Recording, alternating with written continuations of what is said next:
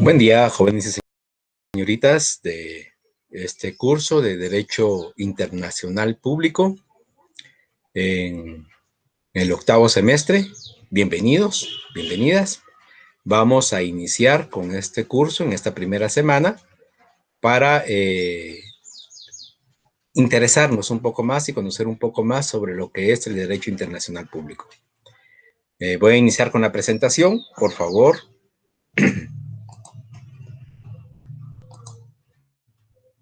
Para tener, diríamos, la forma exacta que la universidad establece.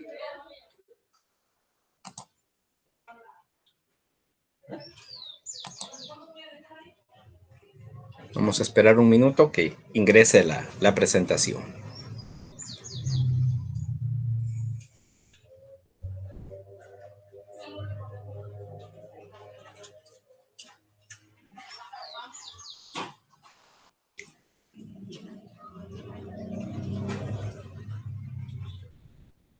Solo espero la confirmación. Si ya se encuentra, perfecto.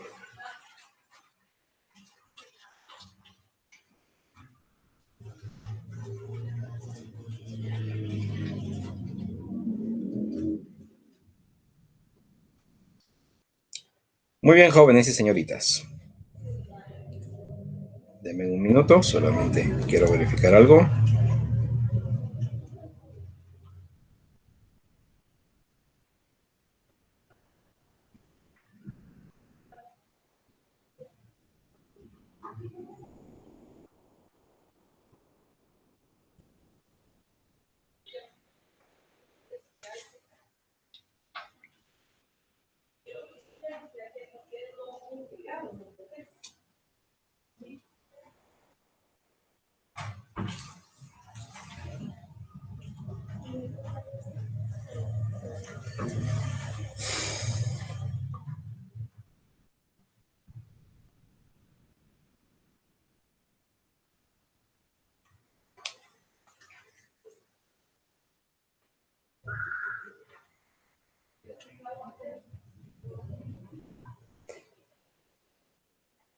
Muy bien, jóvenes, señoritas. Vamos a iniciar con este curso de Derecho Internacional Público, semana 1. Este curso está establecido para el octavo semestre de la Universidad de la carrera de Derecho en la Universidad Rural de Guatemala. Me presento para los que no tengo el gusto de conocerlos. Mi nombre es Abraham Vela, licenciado abogado y notario. Soy catedrático titular de este curso. Soy catedrático titular de la Universidad Rural de Guatemala. En este semestre me correspondió presentar, diríamos así, este curso de Derecho Internacional Público. Y he dado otros cursos en la universidad, principalmente en el área del noveno y décimo semestre de la Facultad de Derecho. Entonces quiero, ahí sí que estemos claros, diríamos, en lo que vamos a establecer como parte de este curso de Derecho Internacional Público. Me han compartido algunos textos que tienen en digital, específicamente de los catedráticos Carlos Larios Ochaita, que es el libro que yo específicamente voy a manejar normalmente, Derecho Internacional Público, de Carlos Larios Ochaita, y también sobre el profesor, que fue en realidad mi catedrático hace ya muchos años, el licenciado Julio César Centeno Varillas. Es un catedrático, no tenía conocimiento que ya hubiera emitido su libro. Creo que él ya no da clases en la Universidad de San Carlos de Guatemala, pero sí dio por muchos años clases, y es algo, pues, refrescante, diríamos así, el saber de que alumnos están o tienen ese texto, diríamos así, para poderlo comparar. Así es más fácil poder trabajar con los alumnos teniendo un texto básico, que sería el de Carlos Larios Ochaita. Ese sería nuestro texto básico. me compartieron ese texto que ustedes tienen, es de otra edición. La edición más reciente, diríamos así, de este libro de Derecho Internacional Público. Déjenme verificar. Tercera reimpresión indica de la octava edición. Es emitido en el año 2015. Es la última que tengo yo en mis manos. No sé si ya hay otra más actualizada, pero por favor verifiquen. Normalmente los catedráticos hacen algún cambio específico en lo que son sus presentaciones, pero algunos otros no hacen mayores cambios.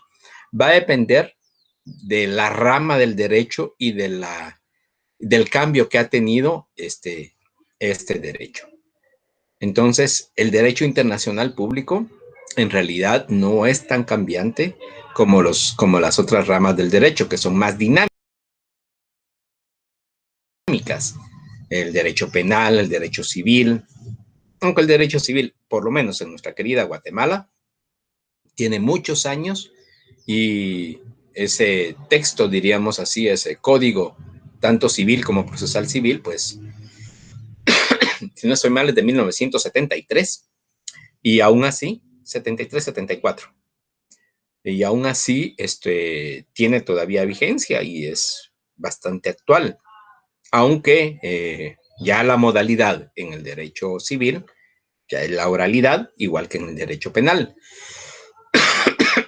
Hay muchos países, principalmente los anglosajones, que tienen estos procesos ya de manera oral desde hace muchos años, muchos años.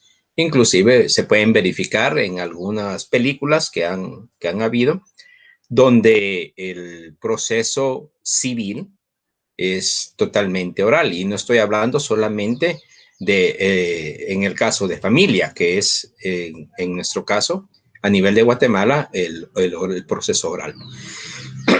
Pero en otros países, todos los procesos civiles ya son orales. En este caso, mis estimados estudiantes, el aspecto del derecho internacional público, pues es interesante el conocerlo.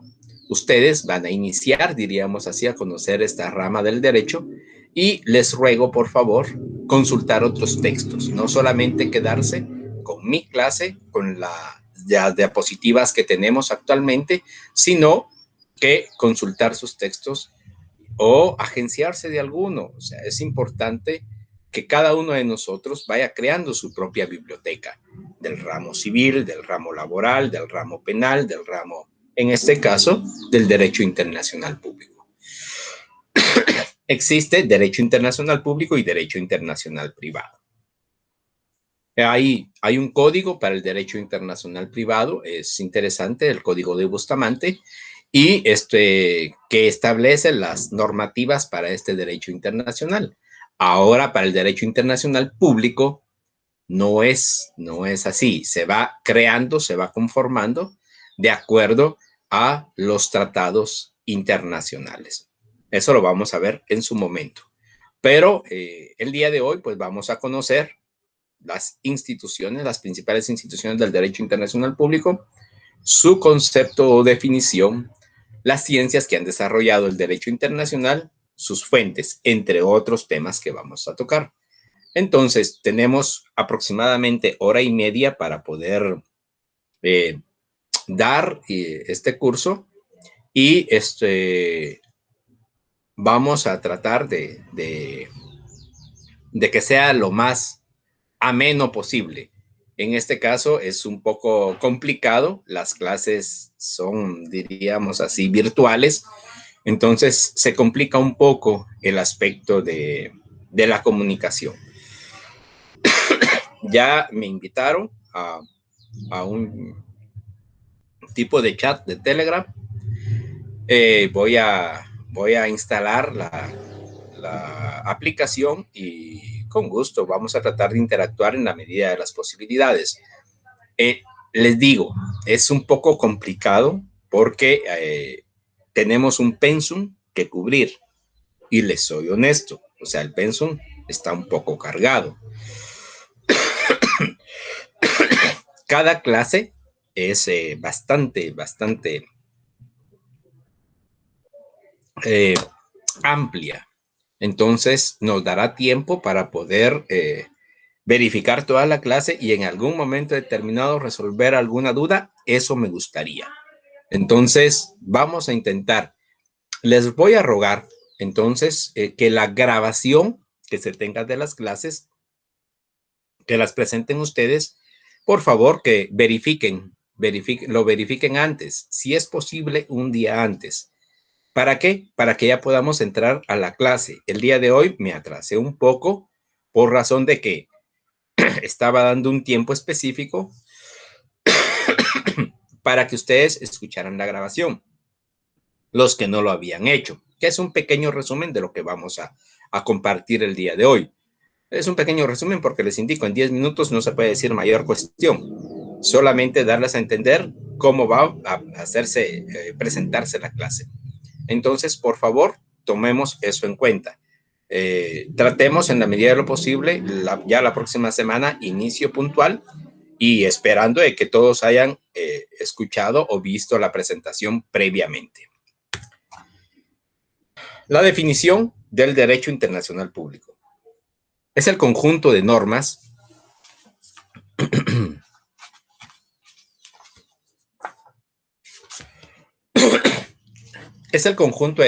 que procuran una convivencia pacífica entre los estados. También el derecho internacional, llamado derecho internacional público o derecho de gentes, es el ordenamiento jurídico que regula las relaciones entre estados. Los estados solían ser los únicos entes con derechos y obligaciones internacionales, pero el actual derecho internacional también atribuye derechos y obligaciones a las organizaciones internacionales, las sociedades mercantiles y a los individuos, aunque sigue siendo cierto que el derecho internacional se ocupa primordialmente de los estados. Esto está establecido, diríamos así, en, ¿cómo se llama? Dentro de lo que es un protocolo, diríamos así, del derecho internacional público. Primeramente, el punto toral. El derecho internacional público es el conjunto de normas que procuran una convivencia pacífica entre los estados a través de las diferentes formas que se tienen de poder realizar pactos, convenios, convenciones, en este caso tratados, que es la fuente principal del derecho internacional público, y entre otros instrumentos que se pueden realizar, cartas bilaterales, cartas trilaterales, documentos que sirven para establecer la normativa internacional. No existe un código de derecho internacional público. Entonces, se ha estado realizando o se ha estado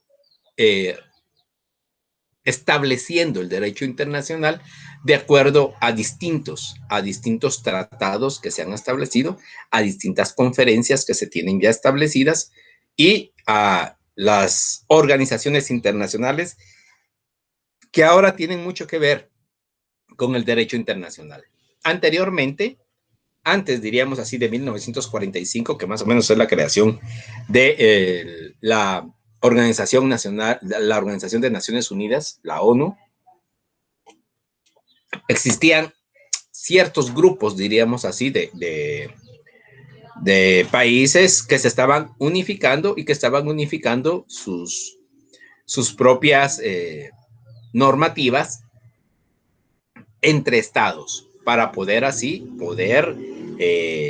tener relaciones de una manera igualitaria.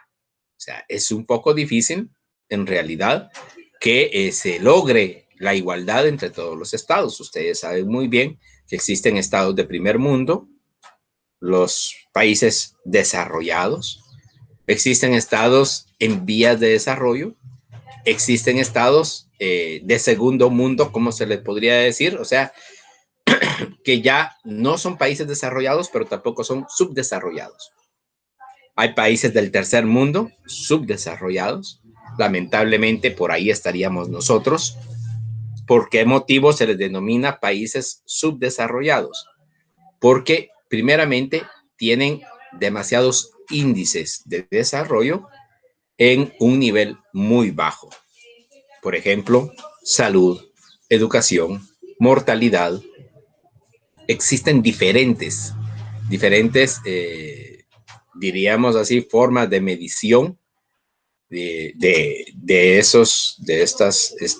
lo establecido como conceptos generales, diríamos así, y lamentablemente no se tiene un desarrollo establecido en esos índices que claramente a nivel internacional se tienen preestablecidos para indicar que un país tiene los medios suficientes para poder establecerse como un país desarrollado.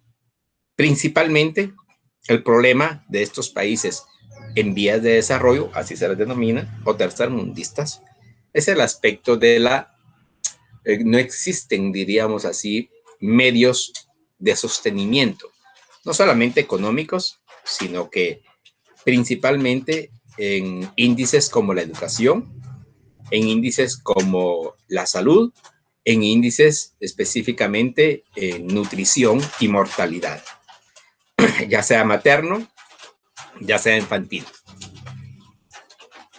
También en esta definición se establece que los estados se componen de individuos y existen principalmente para satisfacer las necesidades de estos. El derecho internacional ha prestado siempre cierta atención a sí mismo a las relaciones de los individuos. O sea, jóvenes y señoritas, el derecho internacional público es, diríamos así, el conjunto de normas que procuran una convivencia pacífica entre estados, pero ahí está, estableciendo los mecanismos necesarios para el desarrollo del individuo. Desarrollo integral. No estamos hablando de un subdesarrollo. O sea, la meta de cada uno de los estados es tener un país desarrollado. ¿Cómo se va a obtener? Esos son otros 20 pesos, diría. Las ciencias que han desarrollado el derecho internacional público.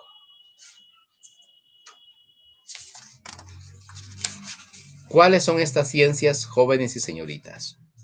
Principalmente las disciplinas jurídicas que tienen relación con el derecho internacional público.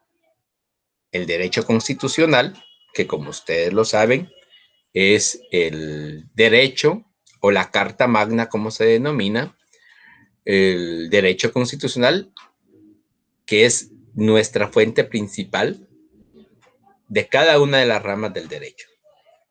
La Constitución Política de la República establece las directrices que se guían, que se establecen específicamente o en nuestro caso en el derecho internacional público.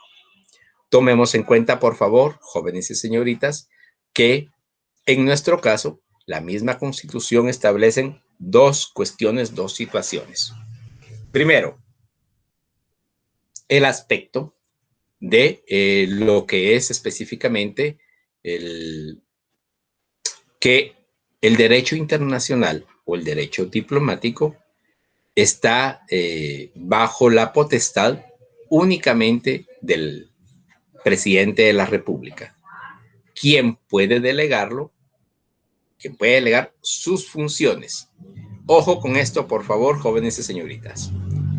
Ya estando en el octavo semestre, tenemos que tener bien claro esta situación, no solamente a nivel administrativo, no solamente a nivel constitucional, sino que también a todo nivel. En nuestro caso, a nivel del derecho internacional público. La Constitución claramente establece que la única persona con potestad de tener o de llevar a cabo las acciones diplomáticas es el presidente constitucional de la República, quien puede delegar, y ahí está el asunto, quien puede delegar sus funciones en un ministro de Estado, en este caso, el ministro de Relaciones Exteriores. Pero Y ahí está el pero, por favor, y búsquenlo en la Constitución Política. Las dos situaciones que yo les indico. Primero, ¿quién es el responsable diplomáticamente de las relaciones entre estados? Artículo, por favor, para poderlo verificar. Y segundo, el aspecto de que lo único que se puede delegar son las funciones, no así la responsabilidad. ¿Qué quiere decir con esto? Se firman tratados, se firman convenios, y muchos de estos acarrean responsabilidad para Guatemala.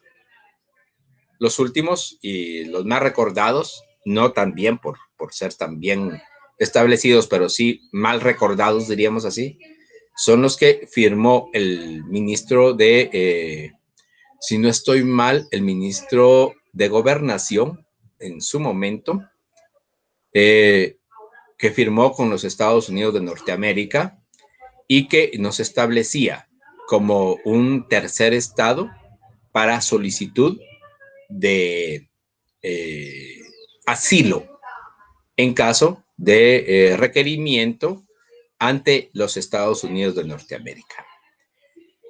Por eso les indico, o sea, son tratados que acarrean responsabilidades para la nación guatemalteca, para el país guatemalteco, y muchas veces, jóvenes y señoritas, se puede indicar, es que como lo firmó el ministro de Gobernación, no tiene ninguna responsabilidad el presidente de la República. No. Ahí, y por eso mismo quiero hacer ver esta situación. Porque la misma Constitución Política de la República establece que lo que se delega es la función, más no la responsabilidad. Entonces, por favor, verifíquenlo. Con el derecho administrativo existe una gran relación, diríamos así, con el derecho internacional público. ¿Por qué motivo? Porque fija los procedimientos y señala los órganos competentes de su quehacer en procedimientos y señala los órganos competentes, perdón, en el procedimiento en el campo del derecho internacional público. Repito, por favor, el derecho administrativo fija los procedimientos y señala los órganos competentes de su quehacer en el campo del derecho internacional público. El derecho financiero, que nos da los lineamientos de las disposiciones arancelarias en el campo de la integración y cooperación internacional. Primero, derecho administrativo. Fija, diríamos así, cuáles son los órganos competentes en el campo del quehacer. Estamos hablando presidente, estamos hablando ministro de Estado, estamos hablando de ministerios, de funciones, de atribuciones en el derecho, en el campo del derecho administrativo. En el derecho financiero, los diferentes aranceles.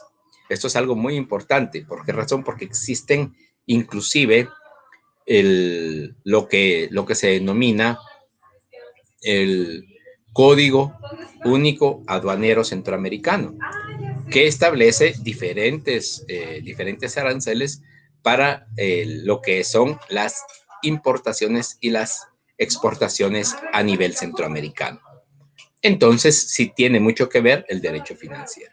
Con el derecho mercantil es también interesante que nos presenta el camino del actuar de las grandes sociedades multinacionales y transnacionales, así como el camino a seguir en la cooperación y la integración de los estados. El derecho mercantil.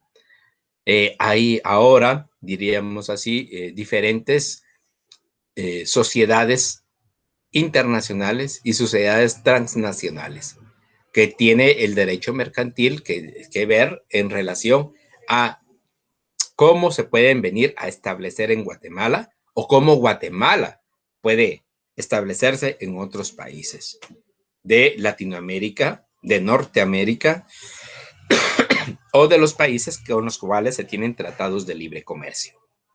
Esto tiene que ser, diríamos así, parte, diríamos así, de las ciencias que han desarrollado el derecho internacional público. Con el derecho penal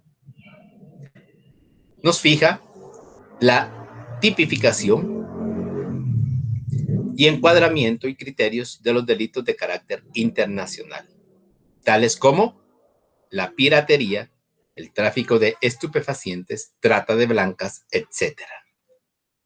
Esto también, por favor, jóvenes y señoritas, tiene mucho que ver. Guatemala es firmante del Tratado Internacional contra la Corrupción. Por ello mismo se creó la ley contra la corrupción. Y esta ley pues establece este tipo de delitos, los cuales pues Guatemala está obligada por la firma del tratado, por la ley interna, a sancionarlos, sancionar la comisión de estos delitos. Y además de ello, de coadyuvar, existen inclusive, jóvenes y señoritas, instituciones, organizaciones internacionales que coadyuvan a nivel mundial en el combate a las organizaciones internacionales, a las organizaciones de delincuentes internacionales. Entonces, Guatemala es parte de este concierto de naciones y Guatemala entonces es parte de estos tratados. Por lo tanto, le corresponde también el aspecto de poder sancionar y coadyuvar en las investigaciones de otros países firmantes del tratado para poder minimizar estas organizaciones delictivas a nivel internacional. Con el derecho civil, que regula las situaciones jurídicas de personas jurídicas e individuales frente al quehacer jurídico internacional. Hay acciones del derecho civil que tienen mucho que ver con el derecho internacional. Matrimonios, contratos, estamos hablando de contratos firmados en el exterior que tienen efecto en Guatemala y que tienen otras connotaciones, diríamos así, a nivel del derecho internacional público. Si hay acciones que tienen que ver. También existen otras disciplinas y esto, por favor, tenemos que estudiarlas. Existen otras disciplinas no jurídicas que pues han concurrido a la formación sustantiva del derecho internacional público, tales como la historia, la geopolítica, la ciencia política, la sociología y la economía, entre otras ciencias. Entonces, por favor, tomemos esto muy en cuenta. Vamos a continuar con la clase, jóvenes y señoritas, que ahí sí que vamos, todavía tenemos buen tiempo. Es hasta las 2 de la tarde, espero, bueno. Vamos a confirmar. Sí, hasta las 14 horas. No hay ningún inconveniente. Vamos bastante bien, creo. Evolución histórica. La evolución histórica establece, diríamos así, las diferentes escuelas de lo que es la evolución de este derecho internacional público. Yo sé que vamos solamente a tocarlo, algunas partes específicas de lo que es la evolución histórica, pero por favor, es parte de cómo nació el derecho internacional público. ¿Por qué razón? Porque no podemos concebir o conocer solamente la parte última del derecho internacional público si no conocemos su evolución histórica, cómo se ha ido transformando a través de los diferentes hechos que han sucedido de la historia mundial. En la antigüedad, diríamos así, y la Edad Media. Primeramente, jóvenes y señoritas, existen diferentes escuelas que establecen la evolución histórica del derecho internacional público. Principalmente, se ha dado lugar a dos escuelas o tendencias bien marcadas. Cada una con seguidores de mucha aceptación y autoridad en el derecho internacional. De una parte, aquellos que enfocan el origen del derecho internacional, haciéndolo coincidir con el nacimiento de los estados más antiguos, tales como Egipto, Fenicia, Esparta, Atenas, Babilonia, India, China. y como otros más recientes, tales como España, Inglaterra, Francia, Holanda, Italia. Estos estados representan 45 siglos de historia. Otros que enfocan el origen del derecho internacional con la formación de los modernos estados europeos del siglo XVI, de nuestra era. Ambos tienen seguidores de mucha autoridad. En la primera escuela mencionamos a diferentes autores y podemos mencionar también diferentes autores de la segunda escuela. O sea, de la primera escuela, o sea, de aquellos que establecen el origen del derecho internacional con los primeros, diríamos así, con los primeros estados o los estados más antiguos, está von Litz, Rousseau y Sepúlveda. Y, ¿cómo se llama? En la primera escuela, disculpen, la primera escuela se menciona a Oppenheim, Cisneros y Friedrich. Disculpen, ellos son de la primera escuela. De la segunda escuela, o sea, de los estados más europeos del siglo XVI, está von Litz, Rousseau y Sepúlveda. En nuestra facultad sostiene la primera escuela el licenciado Julio César Centeno, ya conocido, y la segunda escuela el autor de este manual. O sea, estamos hablando del licenciado, del doctor, en su momento, el doctor Carlos Larios Ochaita. Entonces, inclusive, cada una de las escuelas estaba representada en los diferentes autores y han sido representadas a nivel de la antigüedad. Por lo tanto, el doctor Carlos Larios Ochaita menciona que la segunda escuela es la que él toma de base en la evolución histórica. Por lo tanto, la antigüedad y la Edad Media. Desde ahí iniciaría la evolución histórica para el doctor Larios Ochaita. En la antigüedad florecieron las sociedades de tendencia y carácter universalista, con conciencia de vocación conquistadora. En las mismas, el derecho internacional, tal como lo conocemos hoy, no pudo existir. ¿Por qué razón? Porque el derecho internacional es el conjunto de normas que establecen las relaciones entre estados. Primero, no existían estados en la edad antigua, en la Edad Media. Y la vocación conquistadora de los estados no hacía, diríamos así, factible que en la antigüedad existiera el derecho internacional público. Otras sociedades más antiguas se caracterizaron por su tendencia aislacionista, cerrada sobre ellas mismas, carentes de ambición de entablar contactos, comercio, comunicación, intercambio, etcétera, con las otras sociedades con las cuales coexistían. Entonces, podemos establecer, diríamos así, que en la antigüedad no existía el derecho internacional público. Lo que más se acercaron, o los que más se acercaron a un sistema de derecho internacional entre los antiguos fueron los griegos,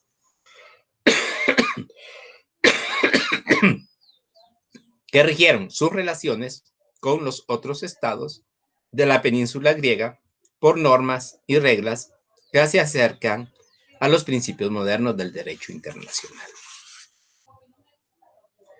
La formación de los estados, o sea, ¿desde cuándo? De acuerdo a el derecho, al libro del Derecho Internacional Público que tenemos ahorita como base,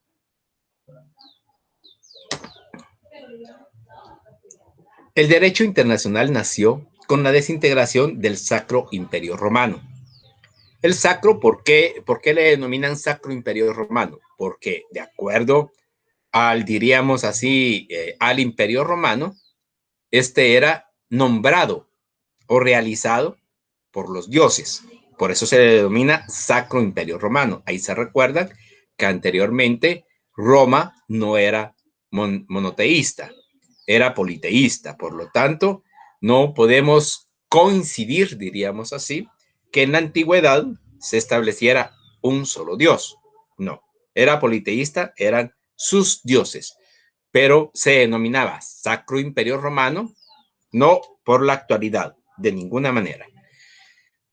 Era porque para ellos, como romanos, eran impuestos por los dioses y por ende mismo tenían que conquistar todo el mundo conocido. Y por ello mismo también su eminente conquista de casi todos los pueblos conocidos en ese entonces. Estamos hablando inclusive de Egipto, de lo que se conoce ahora como Inglaterra, como España, como Francia, como Alemania, diferentes estados. O sea, no se tenía específicamente un estado como actualmente lo conocemos, no. Por lo tanto, nació con la desintegración del Sacro Imperio Romano, que dio lugar a la formación de diferentes unidades de diferentes denominaciones. Naciones como Gran Bretaña y Francia, ducados, principados, reinados, repúblicas, etc. A esto se sumó el despertar del comercio internacional que conllevó el desplazamiento de personas, el navegar en los mares, el descubrimiento de nuevas tierras con los reclamos de soberanía, el desplazamiento de la fuerza de trabajo por medio de la trata de esclavos, etc. Tomemos en cuenta esto, jóvenes y señoritas. En la antigüedad y en la Edad Media, no teníamos o no estábamos en estos estados, o sea, no se conocían estos estados. Inglaterra descubrió casi toda el África, España descubrió casi toda América y inclusive la India, si no estoy mal, si mi memoria no me falla, también fue descubierta por Inglaterra, que supuestamente, ¿qué trataban todos o a dónde trataban todos de llegar?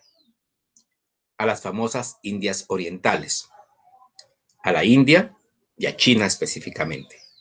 China desde la antigüedad, desde la Edad Antigua, ha sido un pueblo no que ha querido, diríamos así, no que han querido conquistarlo, no, que ha sido muy rico desde la antigüedad y muchos conocen la historia de China. Y el comercio entre China y el mundo siempre ha tratado de ser un comercio rico, de poder llegar, diríamos así, de poder exportar e importar. Porque de China principalmente se importaba la tela, la lana, inclusive, si no estoy mal, el arroz. Y en la actualidad, pues después de muchos años, la pólvora. Fue diríamos así, fue un comercio que no realizaba China debido a que ellos inclusive no controlaban todavía la pólvora. Muy bien. Por ende, pues ahí sí que es esta formación de los estados se creó, diríamos así, muchos,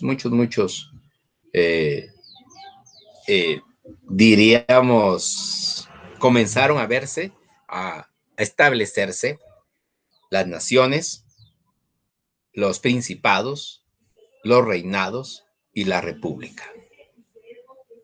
Los anteriores factores condujeron a la necesidad de establecer principios, instrumentos y prácticas que normaran la conducta de los pueblos, el respeto de los otros, el cual se plasmó en tratados de paz, tratados comerciales, intercambio de embajadores, reconocimientos expresos de soberanía en las tierras descubiertas y conquistadas u ocupadas de hecho. O sea, hay tantas situaciones, mis estimados estudiantes, que les ruego, por favor, sigan profundizando. No podemos, de veras, no podemos entrar, diríamos así, a desarrollar cada uno de los puntos que tiene establecida esta evolución histórica.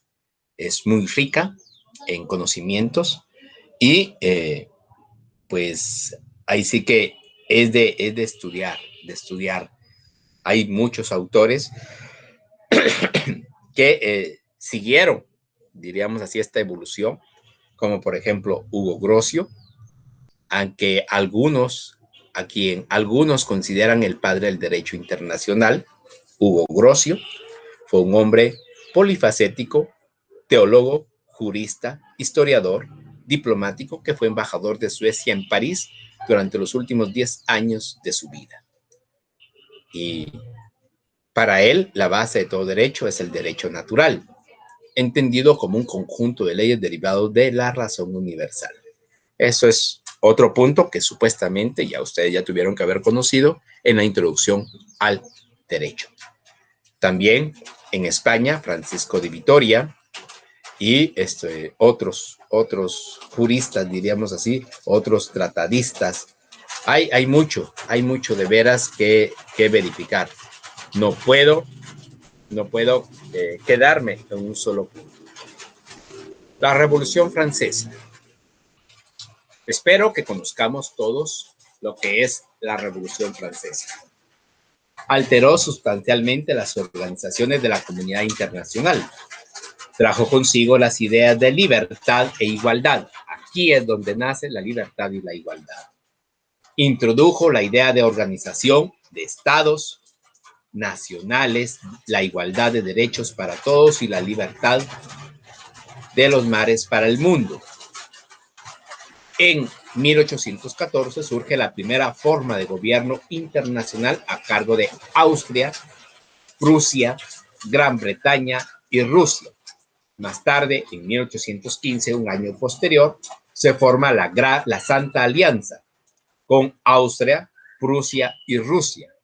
Y en 1818, a la tetrarquía de 1814 se une Francia, convirtiéndose en pentarquía, que tenía como fin restaurar el dominio de la monarquía en Europa y borrar los logros revolucionarios.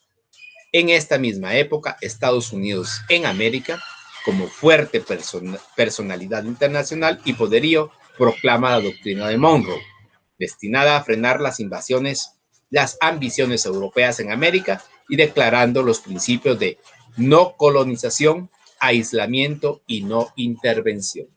Esta doctrina de Monroe, bueno, primeramente, lo que es la Revolución Francesa cambió totalmente la razón de ser de los estados.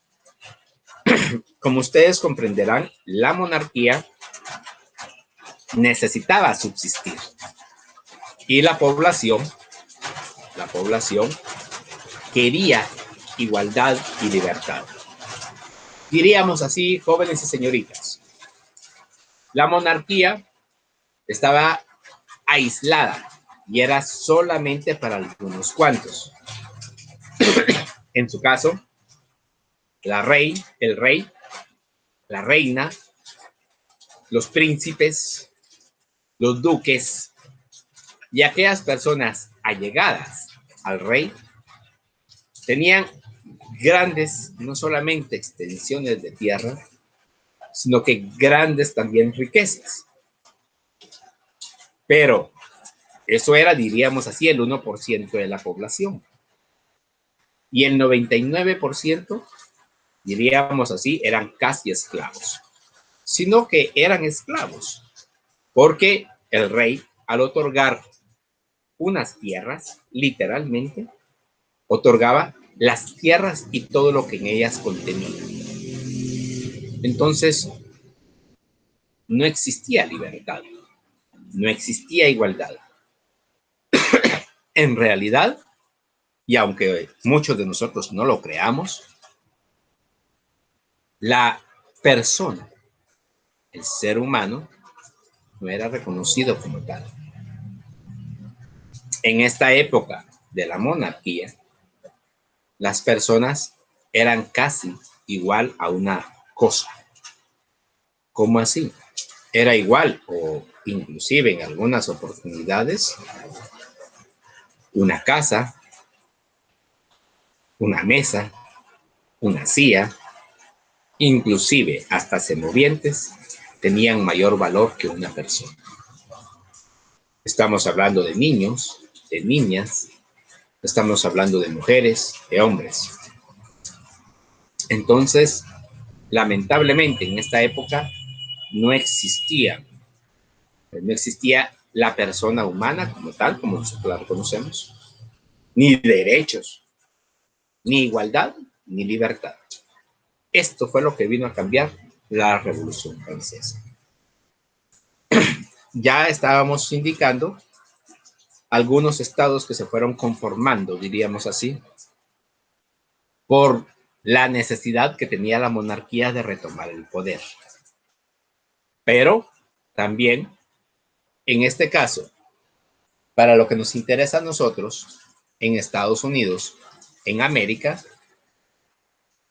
en esta época más o menos, Estados Unidos ya era tomado como con fuerte personalidad internacional y poderío, y proclama para la América conocida, diríamos así, lo que ha sido la doctrina de Monroe, destinada a frenar las ambiciones europeas en América y declarando los principios de no colonización, aislamiento y no intervención. Estamos hablando de la época de 1818. Entonces, tomemos esto en cuenta. ¿Por qué razón? Porque ahí se recuerdan que nuestra independencia es de 1821. Esta doctrina de Monroe le otorga la llave, diríamos así, a los países latinoamericanos de independizarse. Ellos, 1776, si no estoy mal. Sí, 1776 se independizan de Inglaterra y proclaman la independencia de los Estados Unidos. 1818 aproximadamente, Estados Unidos proclama la doctrina de Monroe. ¿Qué quiere decir esa doctrina de Monroe, jóvenes y señoritas? Primero, declaran los principios de no colonización. O sea, no existen colonias de Europa en América. De aislamiento y la no intervención. Aquí, específico. No sé si ustedes han escuchado el punto o un refrán que dice América para los americanos. Exactamente, eso es la doctrina de Monroe. Ese es el eslogan de la doctrina de Monroe. ¿Qué quiere decir? Que si América era colonizada por algún país europeo, pues Estados Unidos iba a ayudar a liberarlo de cualquier país europeo. Vámonos un poquito más hacia la historia de Latinoamérica. Este fue el tratado, diríamos así, que se había firmado y que Estados Unidos no cumplió en el momento de la invasión de Inglaterra a las Malvinas. Para un parangón histórico. Muy bien, continuemos por favor. Las guerras mundiales, la Primera y Segunda Guerra Mundial. Vamos a solamente a conocerlo un poco porque ya vamos un poco atrasados. Las guerras mundiales, la Primera y Segunda Guerra Mundial, fueron, diríamos así, precedidas de una era de gran tensión internacional. Se desencadenan las dos guerras mundiales, al final de las cuales surgieron la Sociedad de las Naciones o la Liga de las Naciones y la Organización de las Naciones Unidas. En ambas organizaciones se reconoce el principio de igualdad entre los estados, soberanía de los estados y la solución de los conflictos por medios pacíficos. Esto, por favor, jóvenes y señoritas, no vamos a conocer el porqué, el motivo de las guerras mundiales. Eso lo pueden verificar ustedes. Increíblemente, son situaciones casi irrisorias por las cuales inician las dos guerras mundiales. era solo el detonante, diríamos así, que utilizaron los estados para continuar con un proceso de conquista y de invasión. En la primera, diríamos así, Rusia trata de invadir Austria. En realidad las dos tratan de invadir Austria. Y en el segundo, pues, y conquistar toda Europa. Y en el segundo, en el caso de Alemania, trata de conquistar toda Europa. Y en realidad el mundo conocido, porque trata inclusive de seguir conquistando parte de Rusia, lo que era en su momento Austria, que Austria no es tan pequeña como era en ese momento, Italia, Francia, que la conquista totalmente, Polonia, etcétera. Entonces, son situaciones que en realidad han dado lugar a la creación del Concierto de las Naciones. En este caso, la Sociedad de las Naciones o Liga de las Naciones y a la Organización de las Naciones Unidas. Pero en ambas organizaciones se reconoce el principio de igualdad entre los estados, soberanía de los estados y la solución de conflictos por medios pacíficos. Eso es ahí sí que el ejemplo, el mejor ejemplo de lo que es el derecho internacional público. Porque entonces ya se sientan las bases de este derecho internacional público a nivel de todas las naciones. La igualdad entre los estados, la soberanía entre los estados, al reconocer la soberanía de los estados y la solución de los conflictos por medios pacíficos, que lamentablemente no se da a nivel mundial, porque todavía existen varias guerras actuales, pero que se trata, diríamos así, en la medida de lo posible, la Organización de las Naciones Unidas trata en la medida de lo posible de evitar las guerras. Que ahí sí que, gracias a Dios, se evitó una tercera guerra mundial en la época de los 80, 90, que podría haber concluido con el mundo como lo conocemos actualmente, por la radiación que se hubiera establecido a nivel mundial. Muy bien. Derecho nacional y derecho internacional. Este es un tema muy, muy interesante, jóvenes y señoritas. Vamos a conocerlo rápido, tenemos otros puntos que ver y ya se nos avanzó el tiempo. Entonces, tenemos que tomar muy en cuenta esa situación, por favor. Concepto. Entre los autores ha existido discusión por establecer si el derecho nacional o derecho interno y el derecho internacional o derecho externo son dos ordenamientos jurídicos distintos, o si por el contrario constituyen uno solo. En nuestro caso, jóvenes y señoritas, tenemos que conocer las dos escuelas que establecen este tipo de discusión que no se ha resuelto actualmente. O sea, estamos en el año 2020 y no se ha resuelto si existe un derecho preeminente de los estados, porque la discusión sigue. Para algunos estados, el derecho internacional es el derecho que en algún momento determinado viene a ser supremo ante el derecho nacional o interno. O sea, existen esas dos diríamos así, esas dos escuelas.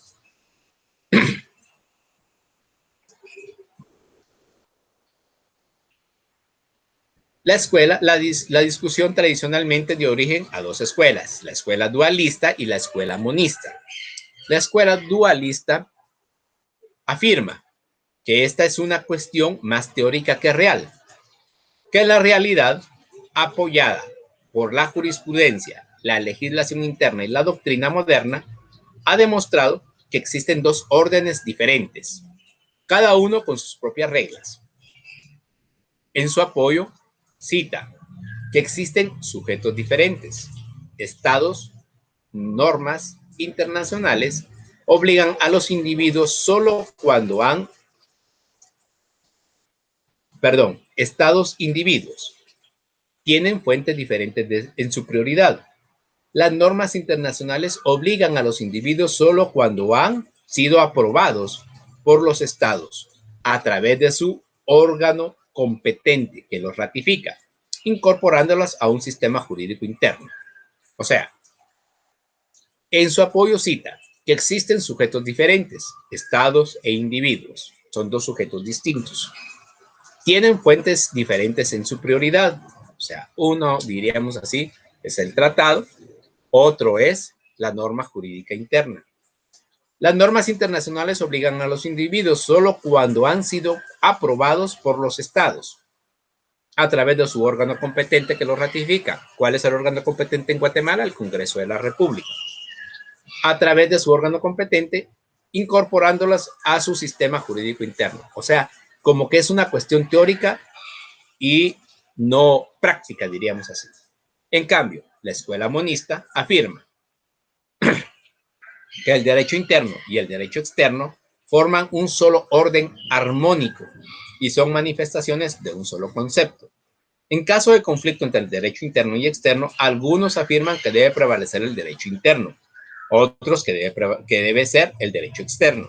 Aquellos que sostienen esta segunda modalidad, o sea que el derecho externo debe prevalecer, lo fundamentan en la imposibilidad de que exista oposición entre el derecho interno y el derecho externo.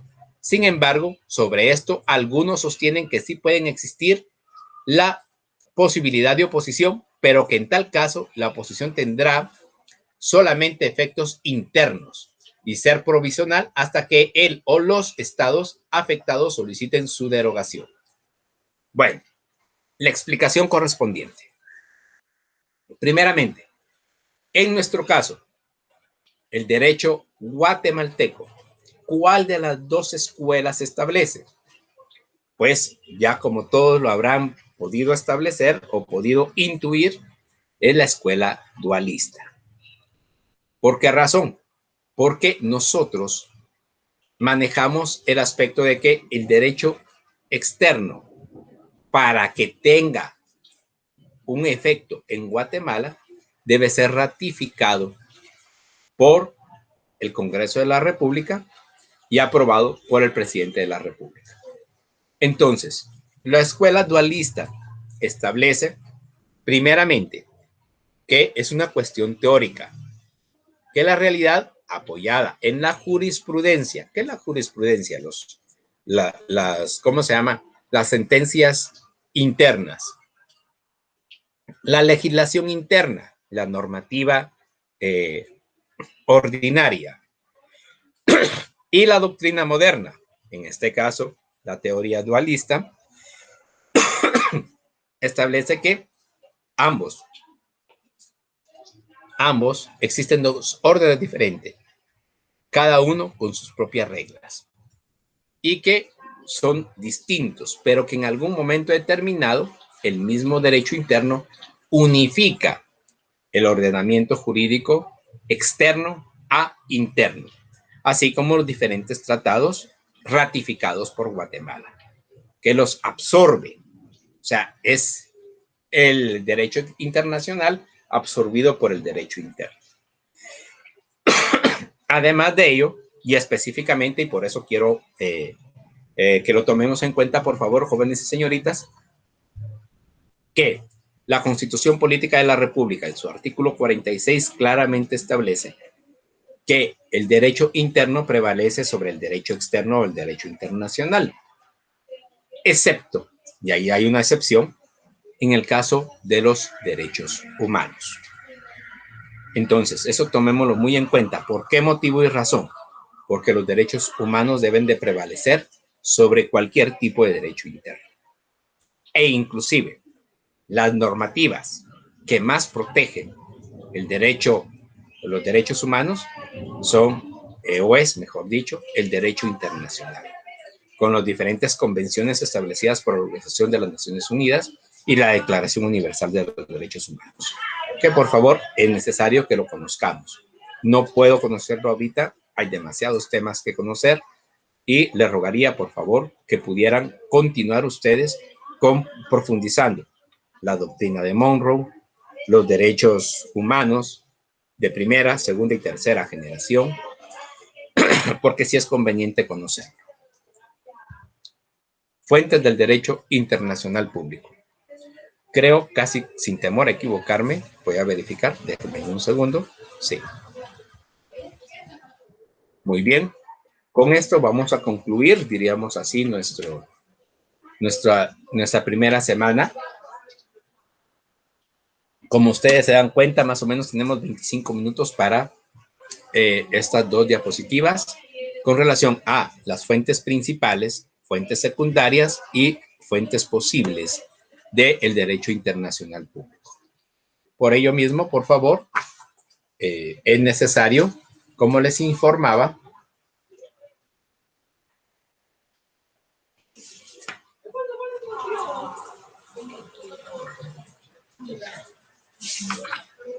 déjenme verificar. Muy bien, las fuentes principales, diríamos así, del derecho internacional. Pensé que nos íbamos a quedar muy cortos. Gracias a Dios tenemos buen tiempo. Muy bien. Primeramente, las fuentes principales del derecho internacional. Los convenios o tratados y la costumbre. ¿Cómo así? Vamos a verlo. Es interesante ir conociendo estas fuentes principales del derecho internacional. Primeramente, en la próxima semana vamos a conocer más profundamente los tratados. Entonces, no se estén complicando, por favor. No, vamos a conocer el Estado. Es hasta la tercera o cuarta semana que vamos a ir conociendo sobre los tratados. Pero los vamos a ir desmenuzando poco a poco. Los convenios o tratados. Los convenios o tratados se consideran en la actualidad la fuente más importante debido a que los estados tienden a dejar todo por escrito en un afán de codificar lato sensu. ¿Qué significa eso? Codificar lo actual, lo consensuado, la costumbre internacional.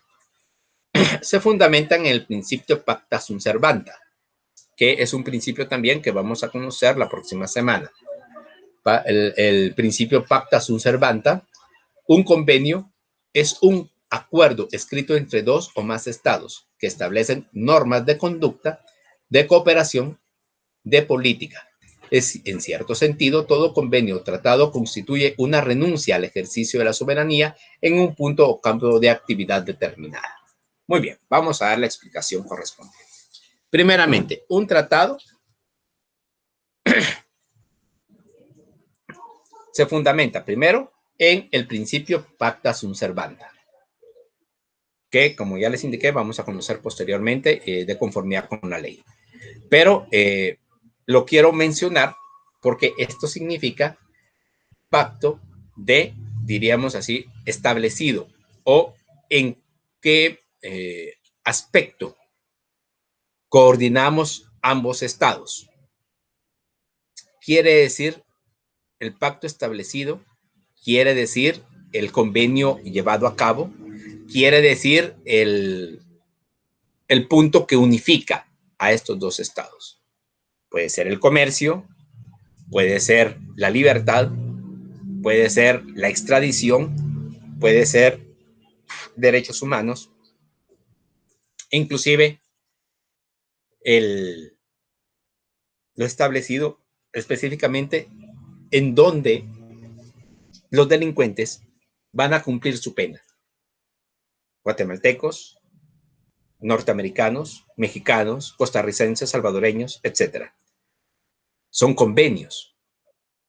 Un convenio es un acuerdo escrito entre dos o más estados que establece normas de conducta. O sea, nos ponemos de acuerdo.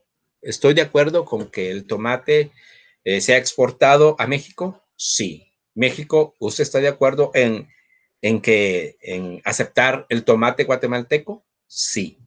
Pero México indica, pero yo quiero que usted me compre las cebollas que yo cultivo. Entonces, yo le compro el tomate, pero usted me compra cebollas. Eso es un convenio. Y por ello mismo, la última parte que estaba indicándoles, en cierto sentido, todo convenio o tratado constituye una renuncia al ejercicio de la soberanía. ¿Por qué razón? La igualdad entre naciones, ahí se recuerdan, establecido en en la declaración, diríamos así, de las Naciones Unidas, esa igualdad nos da los mismos derechos, nos da la misma soberanía. Tanta soberanía tiene Estados Unidos como Guatemala. Tanto derecho tiene Estados Unidos como Guatemala. Entonces, por lo tanto, si tenemos los dos igualdad y soberanía, tenemos que llegar a un acuerdo. Eso es un convenio, un tratado. Llegar a un acuerdo e indicar, señores de Estados Unidos, yo quiero enviarles mis trabajadores. Son personas honradas, dignas, que quieren ir a cultivar allá en Estados Unidos. ¿Cuánto les pagan ustedes a esos trabajadores? Mire, yo necesito, dice Estados Unidos, 5,000 trabajadores. Les pagaré de acuerdo al arancel norteamericano. 8, 9, 11, 15, $20 la hora por el cultivo de naranja, de pepino, de papaya, de sandía, qué sé yo. Entonces, necesito 5,000 trabajadores. Y así es como se establece. O sea, yo le doy mi gente, usted me da un trabajo. En el caso del comercio, yo recibo su mercancía sin costo, diríamos así, sin pago de aranceles, sin pago de impuestos, pero yo necesito que usted reciba ahí sí que mi agricultura, inclusive ganadería, sin pago de aranceles. Eso es un convenio. Y los dos renuncian al pago de aranceles, pero los dos aceptan, se ponen de acuerdo. Eso es un tratado. Y la costumbre. ¿Por qué la costumbre, jóvenes y señoritas?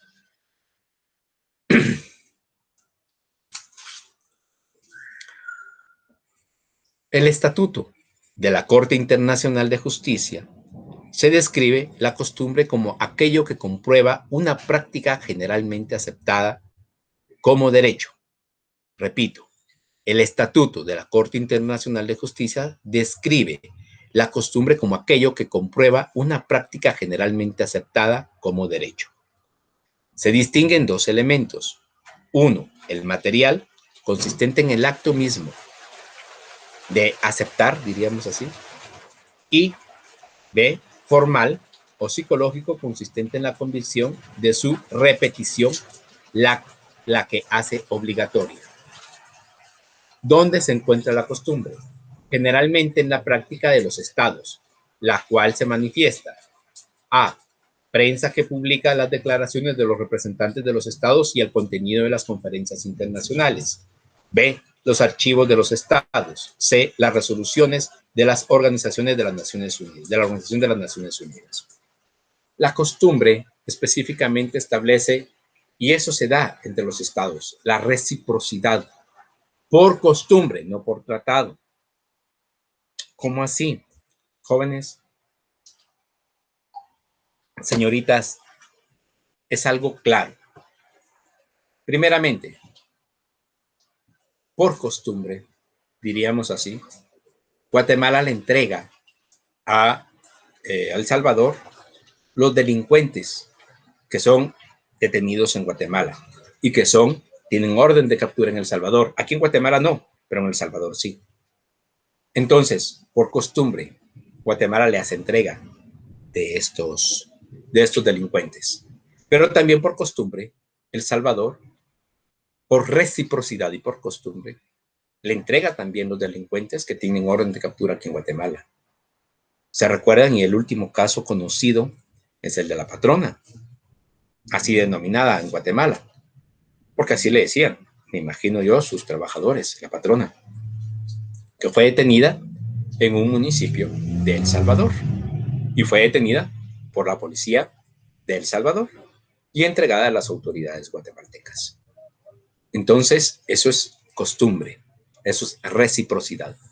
No existe un tratado, pero sí una costumbre. Igual, se solicita en muchas veces que por costumbre se entreguen delincuentes. Existen ya, inclusive, varios tratados firmados, específicamente con España y con Estados Unidos. Pero esto quiere decir que con otros países se puede hacer también. pero por costumbre y por reciprocidad. Inclusive, el Estado que solicita al delincuente lo puede informar así, que por el principio de reciprocidad se solicita que se entregue, por ejemplo, al delincuente Roberto, que es buscado por este país y que tiene orden de captura por los delitos de, y ojo con eso, por favor, porque los delitos tienen que ser delitos, primero, de acción pública y segundo, delitos comunes, no conexos con políticos ni tampoco políticos. Eso no es posible. Y eso lo vamos a tratar en otro momento. Entonces, se entrega y se hace el pedido que por reciprocidad el Estado, por ejemplo, propongamos Austria, por reciprocidad se le entregue al delincuente Roberto. Austria, a partir de esa carta de solicitud, se compromete a que si existe un delincuente y en guatemalteco allá en Austria, por reciprocidad,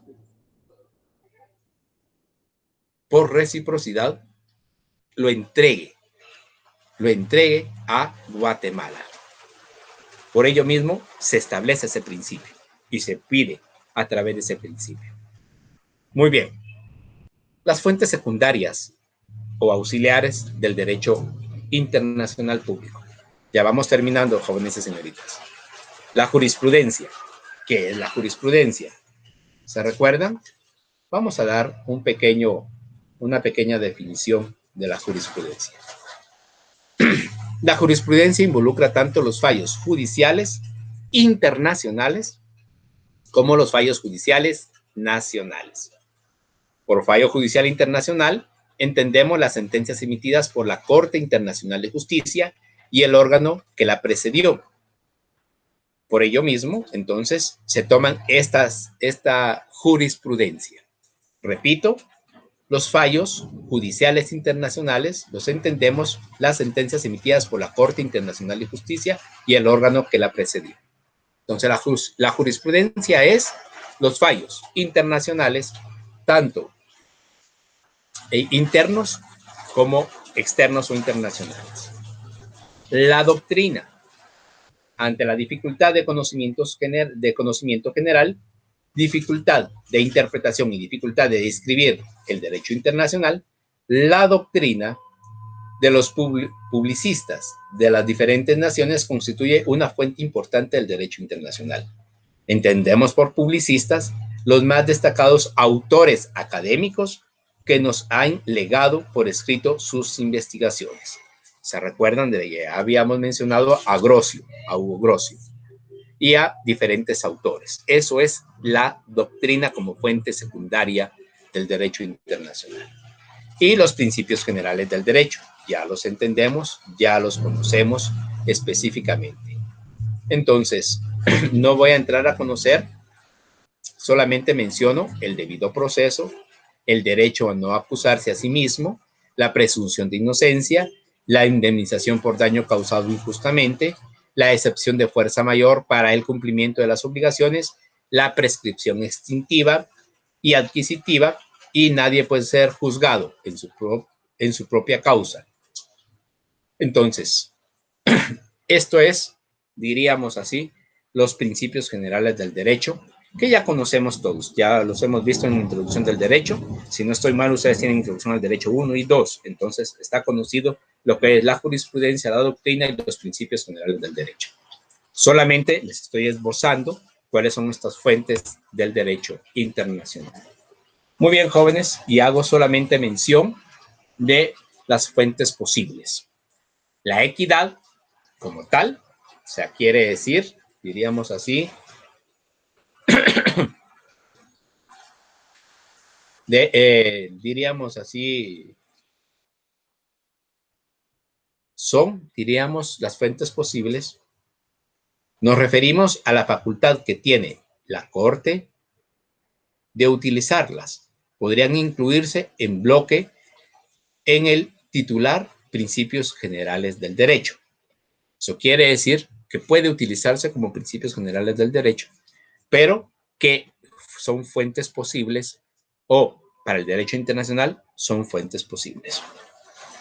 La equidad, la justicia, diríamos así como se denomina, el jus cogens, y por eso mismo quiero hacerlo ver solamente este punto porque no lo conocemos normalmente. ¿Qué es el jus cogens? También se llama derecho imperativo. Jus cogens, derecho imperativo. Se trata de una regla que ha sido aceptada y reconocida como tal por la comunidad internacional de estados en su conjunto. Pero la carga de prueba, de probar la aceptación y reconocimiento, queda a quien la invoca. Como tal, se acerca bastante a lo que llamamos principios generales de derecho internacionalmente aceptados. Puede tener su origen tanto en los tratados como en la costumbre, y es tal su fuerza que puede llegar a nulificar los tratados. Quiere decir los principios generales de derecho internacional aceptados. Ese es el jus cogens, el derecho imperativo. También, como fuente posible del derecho internacional, está la opinión pública, la influencia que tiene en la actualidad la opinión pública. También, además de ello, los actos de las organizaciones internacionales. ¿Qué nos referimos aquí? Especialmente a las organizaciones gubernamentales, y dichos actos están representados principalmente en las resoluciones de las organizaciones de las Naciones Unidas, en las recomendaciones del Consejo de Seguridad de dicho organismo. Por ejemplo, los actos relativos a condenar la guerra y las agresiones armadas. El designar como depositario de los tratados a la Secretaría de las Naciones Unidas, etc. O sea, son actos de las organizaciones internacionales que coadyuvan al derecho internacional. Y por último, la fuente posible, los actos unilaterales de los estados, que en realidad pues tiene mucho que ver porque este derecho internacional es el derecho de los estados y de los individuos también, pero específicamente de los estados. Bien, jóvenes y señoritas, para concluir esta primera semana les dejo 5 preguntas, ya se han mencionado en la grabación. Por favor, la estudien y profundicen en este tema del día de hoy. Pregunta número 1, es una ciencia que ha desarrollado el derecho internacional público que nos presenta el camino del actuar de las grandes sociedades multinacionales. Pregunta número 2, es una de las fases de la evolución histórica del derecho internacional público, que establece que el derecho internacional nació con la desintegración del Sacro Imperio Romano. Ya lo conocimos también. Pregunta número 3, es una escuela que establece la discusión sobre establecer la preeminencia del derecho interno o del derecho externo. Verifiquemos cuál de las dos escuelas. Pregunta número 4, es una fuente secundaria auxiliar del derecho internacional público, ya lo hemos conocido. Y pregunta número 5, disculpen, se le llama derecho imperativo. Se trata de una regla que ha sido generalmente aceptada y reconocida como tal por la comunidad internacional. Por favor, respondan esas preguntas. Por hoy les agradezco mucho la atención a esta clase, a esta primera semana del Derecho Internacional, de la clase de Derecho Internacional Público.